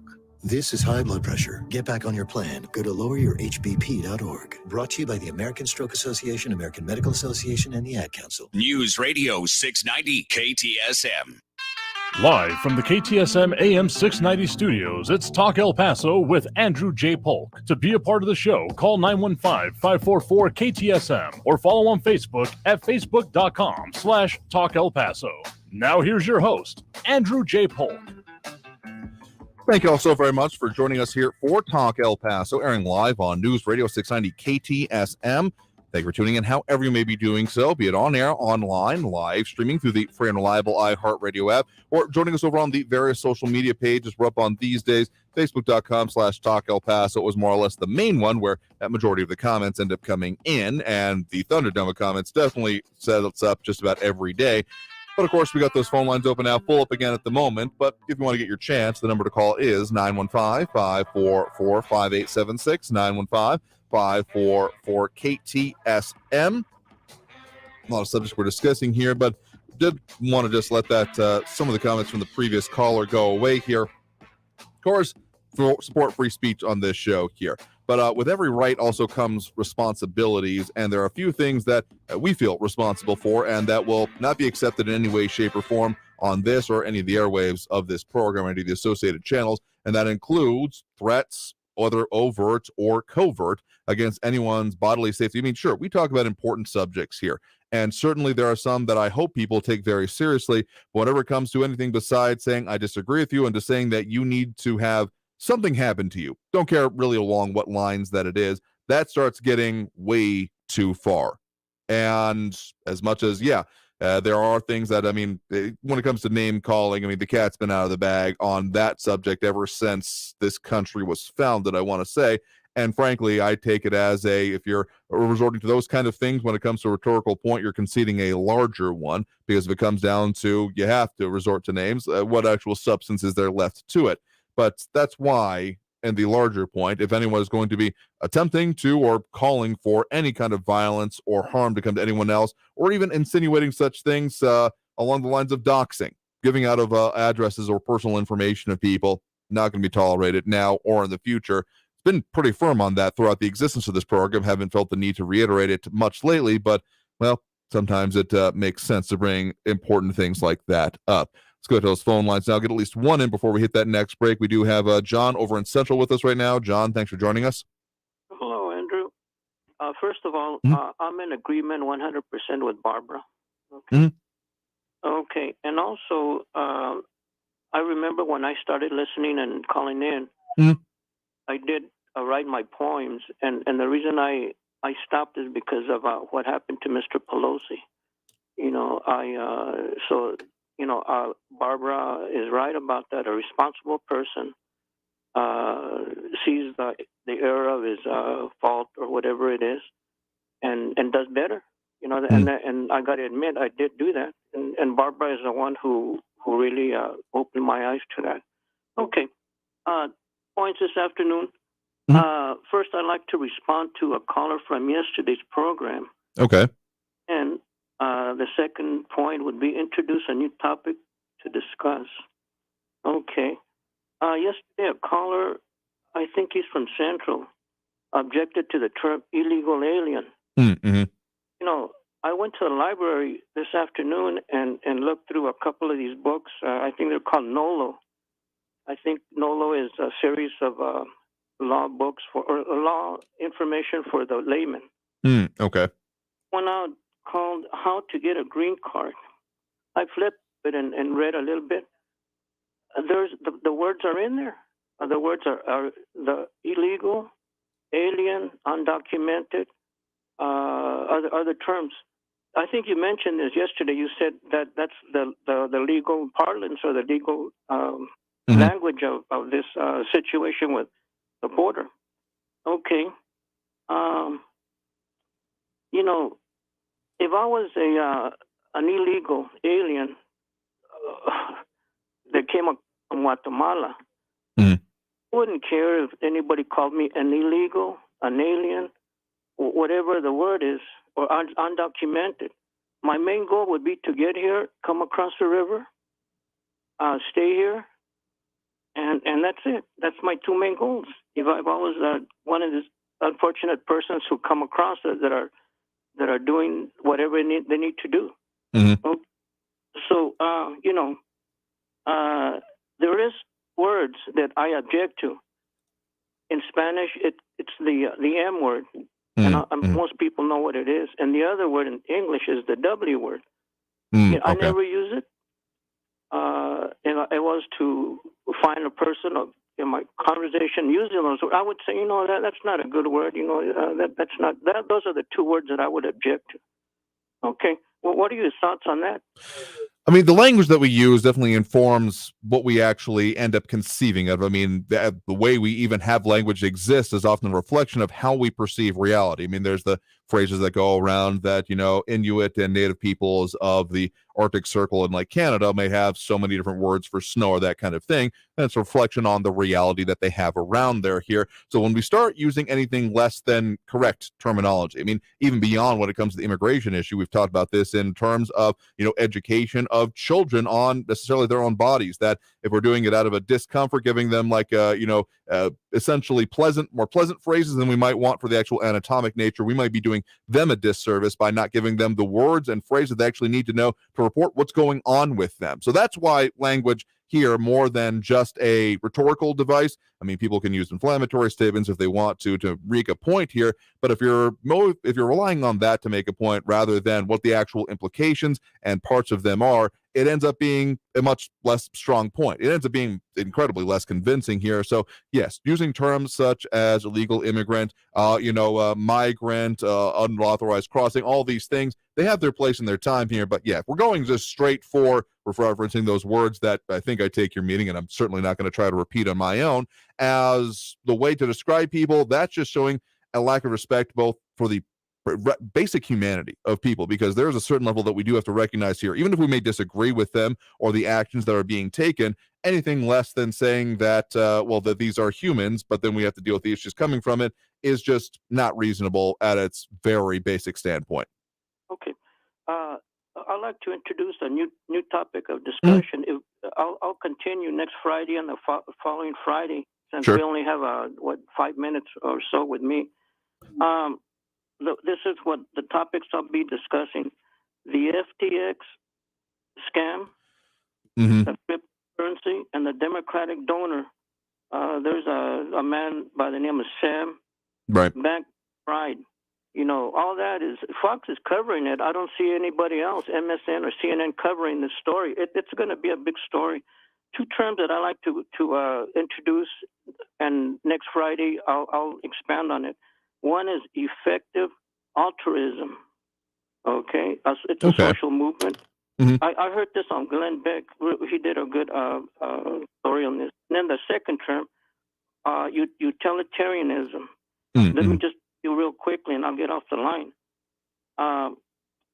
This is what it's about: make as much money as possible without regard to ethics, and morality, and give the majority of the money to good causes. That's what that term means. This concept is opposite of Christianity values and morals. Okay, I'll go ahead and leave it there. If you'd like to comment on that, I'll be happy to listen. But I want to continue this next Friday. Do you have any thoughts on that? I'll go ahead and hear a little bit. Yeah, sure thing. Particularly when it comes to the whole FTX situation, I had no personal investments in that or anything personally affecting me, though. It's almost kind of the inverse. They're falling apart made it so that I couldn't have it. There was a different platform I had done some crypto investments in that had fallen into bankruptcy, that there was a potential buyout going on by FTX that then ended up, of course, falling through because FTX has now gone away. So I guess it's like nothing did happen because of that, but kind of felt it's like a sneeze that didn't happen is the way that it kind of feels for me here. But yeah, that whole situation, I will say I've seen a decent amount of coverage of it. Can't comment on any specific outlet, but the whole, amount of money that they were donating to different campaigns and such, as much as it's being talked about and mentioned as they were giving, I think it was $40 million is one number I've seen go by when it comes to the amount of donations being made.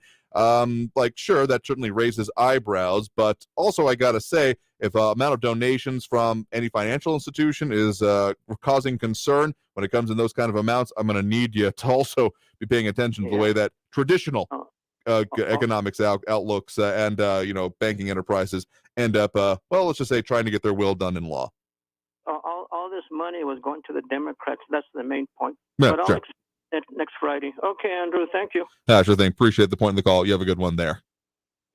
All right. With that, super. Got to take that next break now. Coming out of this break, got more calls on the line. We will get to those and a whole lot more. And just trying to get back on track with the calls and the timing here. Do my best, but in any case, stay tuned. More Talk El Paso after this break here on News Radio 690 KTSM.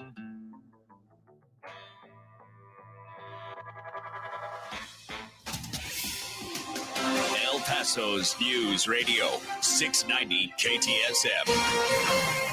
Hello, I'm Erica Castillo with this KFOX 14 News Update. A Guatemalan man died after being hit by a vehicle in a hit and run on Loop 375 at Fonseca last night. The driver turned himself in hours later. Officials say the man who died was a 52-year-old from Guatemala. The Guatemalan man was among a group of about 6 men running across Loop 375 when he was struck by a vehicle that fled the scene. The victim was taken to a hospital where he died. Then several hours later, a man identified himself as the driver involved in the hit and run to officers at Central Command. And this year's rink made of ice is in the center of the plaza outside the El Paso Convention Center. Spectators can take photos in front of a decorated Christmas tree nearby, and you can also pick up food and drinks from vendors set up in gingerbread houses at the plaza. Winterfest extends to San Jacinto Plaza, where the park is decorated in holiday lights and displays, including a nativity scene. I'm Miraka Castillo with this KFOX 14 News Update. News Radio 690.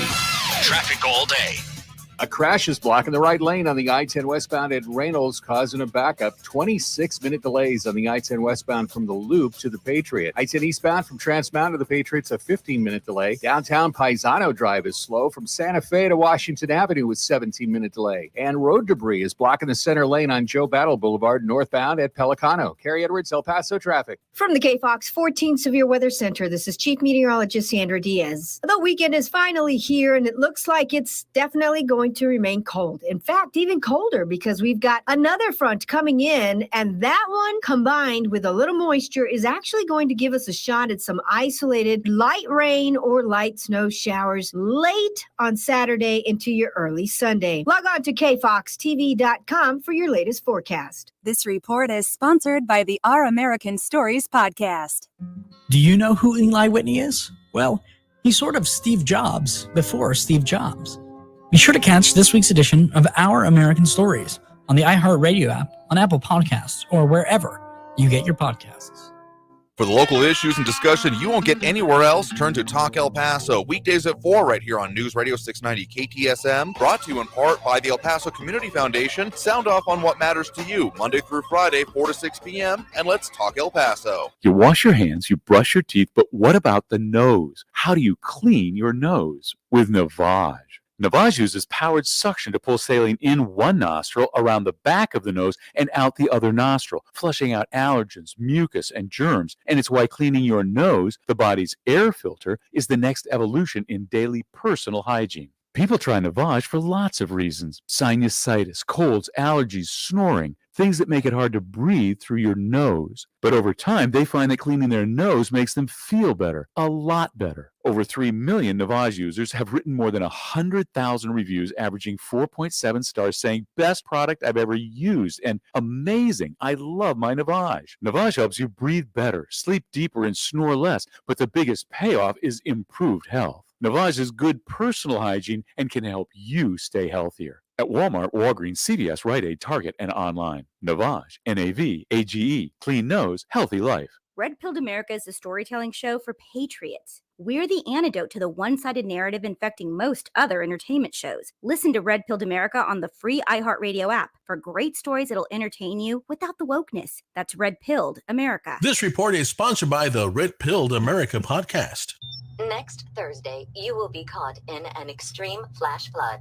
Disasters don't plan ahead, but you can. Talk to your loved ones about making an emergency plan. Get started today at ready.gov/plan. Brought to you by FEMA and the Ad Council. News Radio 690 KTSM El Paso. Live from the KTSM AM 690 studios, it's Talk El Paso with Andrew J. Polk. To be a part of the show, call 915-544-KTSM or follow on Facebook at facebook.com/Talk El Paso. Now here's your host, Andrew J. Polk. Thank you all so very much for joining us here for Talk El Paso, airing live on News Radio 690 KTSM. Your host, Andrew J. Polk. Thank you for tuning in, however you may be doing so, be it on air, online, live streaming through the free and reliable iHeartRadio app, or joining us over on the various social media pages we're up on these days. Facebook.com/Talk El Paso, the Talk El Paso channel over on YouTube, Twitter at Talk El Paso, or Twitch.tv, Andrew J. Polk, including, the reason I'm cracking up here, discussion over on the YouTube, RJ and Kathy Codry discussing the weather conditions this weekend. Yes, looking at some very cold temperatures, and RJ saying sounds ominous. Prepare for the El Paso blizzard this weekend, 2 snowflakes in the breeze.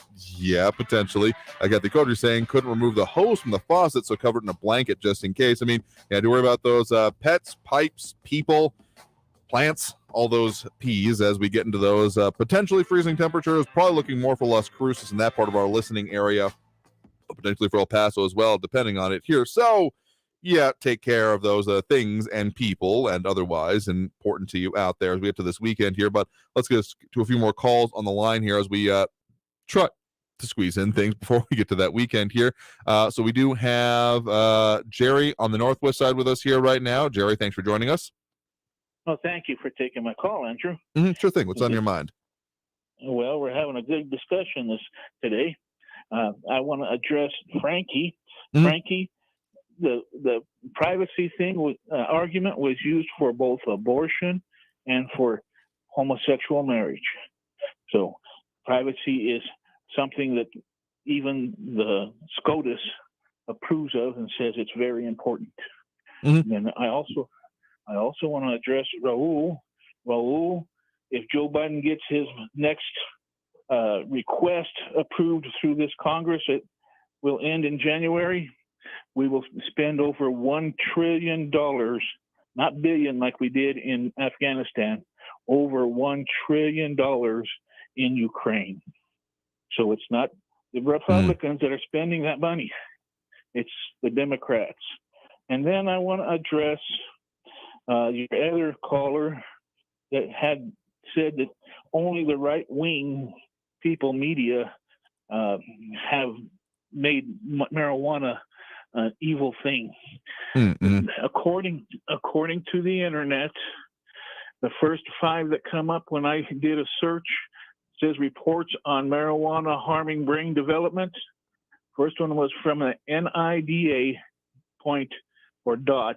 NIH. So that's the company or the group that Mr. Science, Dr. Fauci, works for. Yeah, National Institutes of Health, I believe. Yeah. Yes, and then the next one is Health and Human Services, and the Surgeon General marijuana use on developing brain, and they're all bad reports. The next one is from the Mayo Clinic. Okay, and then the next one. Let me scroll down here. The next one is from the CDC. And then the last one, first of the 5, is from the American Pediatrical Society, all stating that marijuana use affects the brain and it causes bad things to happen to it. So marijuana use is not a good thing for any age. You would not want your pilot flying the airplane to come in stoned. Probably want to make it to the airplane in the first place, but take your point, definitely. You would not want your doctor who's going to do any kind of surgery on you to smoke a joint before he went into the surgical room. In fact, I wouldn't even want the janitor to do that. So my point is that these people, they think they know a lot. They think they're smart, and they're not. One more thing for Miss Barbara. Amen, amen, and amen, Miss Barbara. Keep going. Speak out. Thank you, Andrew, for taking my call. Have a good weekend. You too as well. Thanks for the point in the call. Do appreciate it. Have a good one there as well. I mean, let me just say that I don't think it should be an unreasonable request that anyone performing any kind of complex or important procedure, whether it be flying a plane, surgery, or even running like a janitorial machine, those floor mopping swirly machine. I don't actually know what they're called. I have very vivid memories of them being very important and very loud back in elementary school. I haven't seen them around as much anymore, but the point is that even operating that while in any kind of impaired state, I would not think would be a good thing with increasing levels of severities and impacts on other people being discussed there. So don't think that should be at all unreasonable of an expectation to have, even as we are looking at whatever the heck's going to go on with legalization. Could be one of those things coming out of this lame duck session, but I'm not going to hold my breath on that, no pun intended, because there's a whole lot of other competing priorities for these last couple of months before we get to that point here. So we'll see, and we'll see what actually comes on with it. Yeah, wax on, wax off. Were they waxing machine? Is that what they were doing? And I just totally didn't get that as a 8-year-old. Yeah, I guess that makes a level of sense here. Also, that in the dust, the sawdust brooms, but those weren't nearly as intimidating or loud. Anyway, let's get to at least one more call we got on the line here right now. We do have Eric on the east side with us right now. Eric, thanks for joining us. Hello there. Yes, this is Eric the Philosopher. I specialize in understanding right-wing epistemology and disinformation, and epistemology deals with like how people come to believe what they believe and how to think about thinking accurately and stuff of that nature. You'll regularly hear me say like conservatives, and especially conservative media, their bad faith, that there's always this really wild right-wing conspiracy in the back of their minds, which propels like their bad faith concern and lies and bad faith research into subjects. And when I use words like white supremacist, I've discussed this before. You know, words mean things. Certainly. And with Barbara specifically, I had mentioned this in the past, and I'll read the book that she shared, the title. It was called America Balkanized, Immigration's Challenge to Government. It's some fringe, obscure white supremacist book that argues that the more brown people in the country is going to cause a race war and a civil war and destroy the country. Let me just put it to you this way. Have you read this book to comment on it in such a way? And research into immigration and into politics in general. If you think more brown people are going to come into the country and destroy it, as an American citizen who cares about the country, that's going to be one of your top concerns. Let me just ask you one more time real quick. Have you read the book that you are commenting on the contents of? Have you read it? Going to pretend to be like I'm mislabeling her or lying? That's bad faith and pearl clutching. Conservatives always do this. They always project. All right, Eric, let's try to have the actual conversation part of it here. Have you read this book that you are commenting on the nature of? No, I have not, but every single review of it says the exact same thing. It's so obscure that it doesn't even have a summary in its Amazon title, and it's from 1994. And not only that, she has shared extremely obscure papers from Stephen Miller's policy advisor, and it's like these really fringe, far right-wing white supremacists. Okay, let me put it to you this way here. If you're finding fault with people's logic, as we've been talking about here, or even with their motivations, trying to drill down to what is someone really trying to get at when they get at here is almost a fruitless endeavor at the very beginning, because you can often even just start from the top level of what are they talking about and what are they actually trying to propose would be the impacts from it here. So if you're trying to say that, well, everyone that's the people in the positions that I disagree with are inherently bad, I mean, let me just put it to you this way. Have you ever found yourself changing an opinion, changing the way you conceive of something because someone was shouting at you that you're a bad person? Has that ever worked in your personal life? When these bigots argue in bad faith, they lie, like Barbara does. Like Barbara pretends to care about immigration when in reality she thinks more brown people coming into the country is going to cause a civil war. That's extremist, white supremacist nonsense. Okay, let me try this one more time here to try and make a point of it here. Beyond the book that you haven't read, that you're commenting on the nature of when you're even able to find a good summary of it or the general theory, I mean, can you say that the idea of changing demographics does present challenges, even if they might be not to the degree that you're at here, that there could be some changes coming that would have to be responded to by official policy? Changes in demographics, like the decrease in the white population that conservatives are concerned about to protect the Republicans being in office? That's the open borders, right-wing extremist messaging that comes from mainstream right-wing information sources that produce Patrick Cruciuses of the world who target our communities, target our brown communities, because they think that if these brown people keep coming in, Republicans are never going to be in power and we're going to become a communist country. These wild, nonsensical conspiracy theories cause racism and actual death. Okay, like, I'm not even saying that I disagree with you on your basic level, but if we're not actually going to talk about things or respond to things back and forth, I'm trying to listen to your concerns and what you're bringing up here and therefore break them down and actually have a conversation about it. But if you just want to shout at people and just say that I disagree with you, again, the concept of that being any kind of effectiveness except for, like, your ego, effectively, like, sure, it may feel good for yourself to say, I told those people that are wrong and I think are always going to be wrong, as you've said, and have no inherently thing behind them here.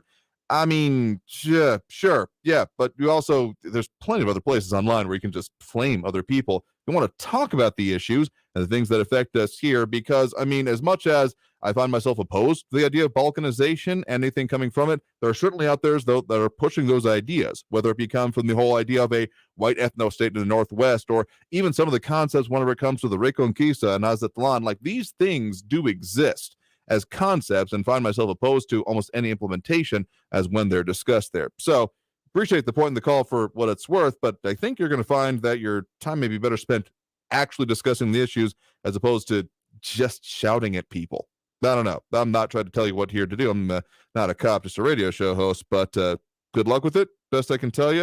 In any case, we got to take that last break right now. Coming out of this break, we will be getting to more points, a couple more points of what's coming up for y'all and closing out the show. So stay tuned. More Talk El Paso after this break here on News Radio 690 KTSM. Traffic all day. News Radio 690. 2 crashes on the I-10 westbound and big delays. I-10 westbound at Paisano Drive. That crash is blocked in the left lane. The right lane's blocked at Reynolds due to an accident. And I-10 westbound from the Loop to the Patriot is a 41-minute delay. I-10 eastbound, Trans Mountain to the Patriot, 15-minute delay. Stop and go on Paisano Drive from Santa Fe to Washington Avenue, a 27-minute delay. Carrie Edwards, El Paso traffic. This report is sponsored by the Our American Stories podcast. Do you know who Eli Whitney is? Well, he's sort of Steve Jobs before Steve Jobs. Be sure to catch this week's edition of Our American Stories on the iHeartRadio app, on Apple Podcasts, or wherever you get your podcasts. Get ready for the smartest bundle in streaming. 6 streaming services for the intellectually curious, featuring Curiosity Stream with the best collection of documentary films and TV shows, Psalm TV, and great stories from the world of wine. Taste Made for the fun side of food and travel. Topic with the best thrillers and crime stories, and so much more. From nature to history, technology to food, mystery to adventure. Get 6 streaming services for one low price at less than $6 a month. It's the best deal in streaming. Learn more and sign up now at smartbundle.com. My name is Sophie. Sasha. Robert. Ron. And I'm alive thanks to my nurse practitioner. My nurse practitioner saved me from a lifelong heart condition. She prescribed the right medication.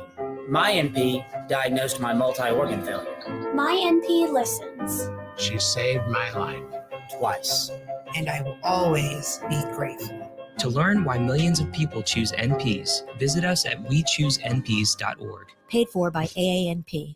Thanksgiving is more than cranberry sauce. It's about turkey. The 46th annual Turkey Trot. Put your running shoes on and meet us at the corner of St. Vrain and Montana. There's a 5K and a 1-mile fun walk, all to benefit our local YMCA. For registration info, go to elpasoymca.org. That's elpasoymca.org. Or at 6 a.m. on race day, Thanksgiving Day, November 24th. Trot on!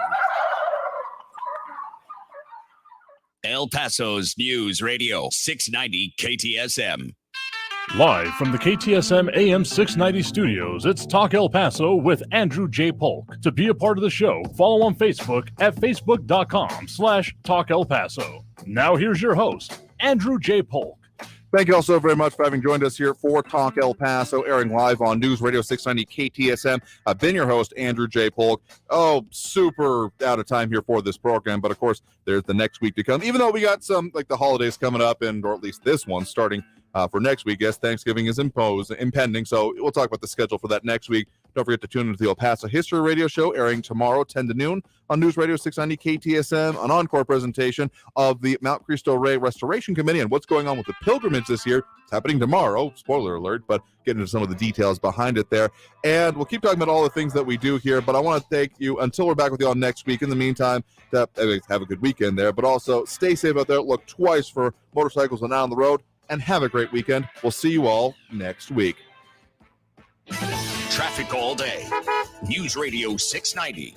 2 crashes on the I-10 westbound and big delays. I-10 westbound at Paisano Drive. That crash is blocked in the left lane. The right lane's blocked at Reynolds due to an accident. And I-10 westbound from the Loop to the Patriot is a 41-minute delay. I-10 eastbound, Trans Mountain to the Patriot, 15-minute delay. Stop and go on Paisano Drive from Santa Fe to Washington Avenue, a 27-minute delay. Carrie Edwards, El Paso traffic. Hey, El Paso, Ivan Ochoa, General Manager from Sunland Park Chrysler Dodge Jeep Ram Fiat. The Black Friday sales event starts now, so do yourself a favor and don't wait. Beat the rush and get door-busting Black Friday deals on every single new and certified pre-owned vehicle all month long. Trade and upgrade for less with huge Black Friday savings all month long at Sunland Park Chrysler Dodge Jeep Ram Fiat. Upside down your current trade? We want it. Even if you owe thousands more than